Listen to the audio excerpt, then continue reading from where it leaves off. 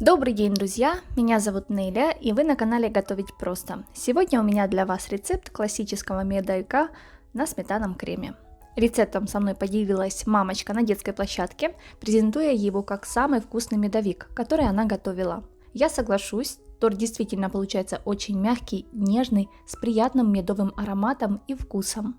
Рецептом я уже поделилась со всеми своими родственниками и теперь делюсь с вами. Начнем из приготовления теста. Для теста нам понадобится мука 2-3 стакана, 1 яйцо, сливочное масло 50 грамм, 3/4 стакана сахара, 2 столовые ложки меда и пол чайной ложки соды. В отдельную миску всыпаем 3/4 стакана сахара. Добавляем 1 яйцо.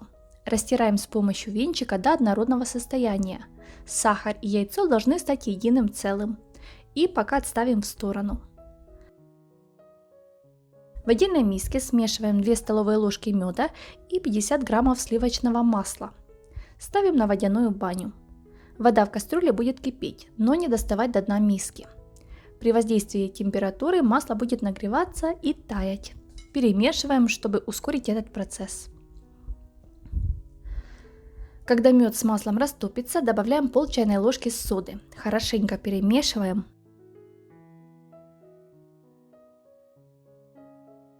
Масса сразу посветлеет, начнет пениться и увеличится в объеме. Эта сода вступает в реакцию с медом.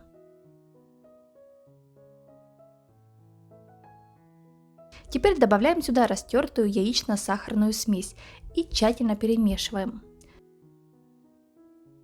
Все должно превратиться в однородную кремовую смесь без крупинок сахара. Убираем с огня и постепенно добавляем заранее просеянную муку. Замешиваем тесто. Поскольку мука везде разная, ее вам может понадобиться чуть больше, либо чуть меньше. Вымешиваю тесто, оно должно получиться мягким и липким.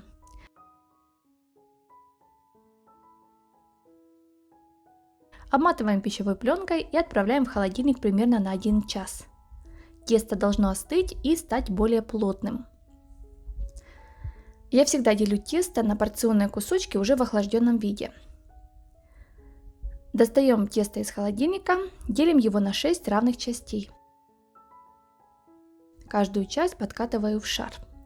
Затем берем по одному шарику, кладем на лист пергамента и раскатываем в тонкий пласт. Если тесто липнет к скалке, пропыляем его мукой.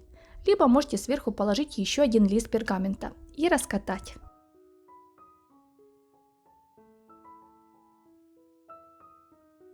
Я вырезаю круг с помощью крышки диаметром 18 см.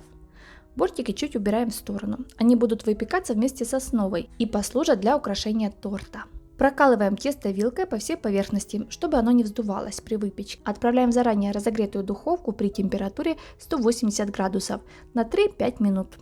Тесто очень тонкое, готовится быстро. Выпекаем коржи до золотисто-кремового цвета. Готовые коржи выкладываем на ровную поверхность и даем им полностью остыть. Пока выпекается один корж, подготавливаем следующий. В итоге у меня получилось 6 коржей.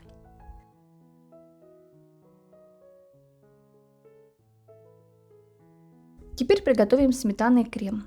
Для него нам понадобится сметана 900 грамм, сахарная пудра 200 грамм и 1 пачка ванильного сахара. Рецепт этого крема на сметане мне подсказала знакомый кондитер. Сметану для него нужно брать пожирнее, можно домашнюю. Я взяла 3 баночки по 330 грамм. Кладем в мисочку марлю, сложенную в 4-5 раз, либо чистое полотенце, сложенное в 2-3 раза. Выливаем сюда всю сметану.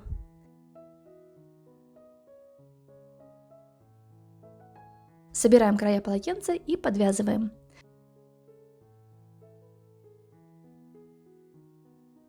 В таком подвешенном состоянии сметану следует оставить на 1 ночь в прохладном месте, можно в холодильнике.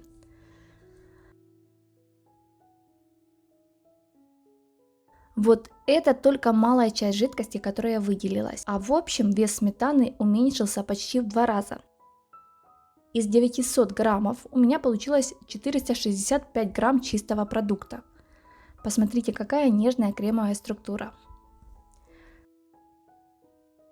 Отправляем теперь заготовку со сметаной в миску. Добавляем 200 грамм сахарной пудры и 20 грамм ванильного сахара. Если берете ваниль, добавьте ее на кончике ножа, иначе крем будет с горчинкой. Взбиваем миксером сначала на средних оборотах, затем на быстрых. Недолго, буквально минуту, просто соединяем все ингредиенты. Крем готов, вот такой структурой он получился. Теперь формируем торт. На тарелке оставляем капельку крема и кладем на нее первый корж. Равномерно покрываем его кремом. Сверху выкладываем следующий. И так формируем весь торт.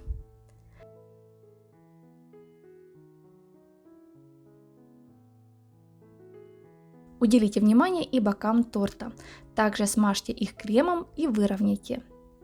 Верхушку также смазываем кремом. Отправляем торт в холодильник, а пока подготовим крошку для украшения торта. Измельчаем ее с помощью блендера. При желании можно добавить орехи. Достаем торт из холодильника и посыпаем крошкой со всех сторон.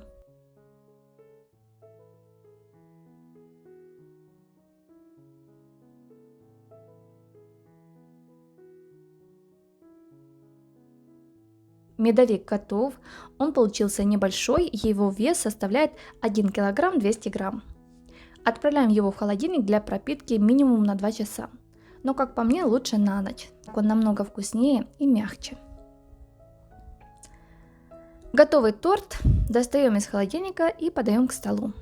Он получается очень мягким, нежным, сладким, с приятной медовой ноткой, просто тает во рту.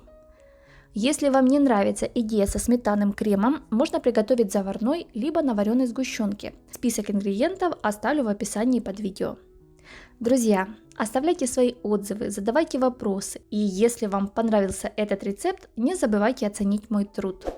Подписывайтесь и нажимайте на колокольчик, чтобы первыми получать уведомления о моих новых видео. Напомню, что на канале есть плейлист печенья, торты и десерты. Все ссылки на экране и в описании под видео.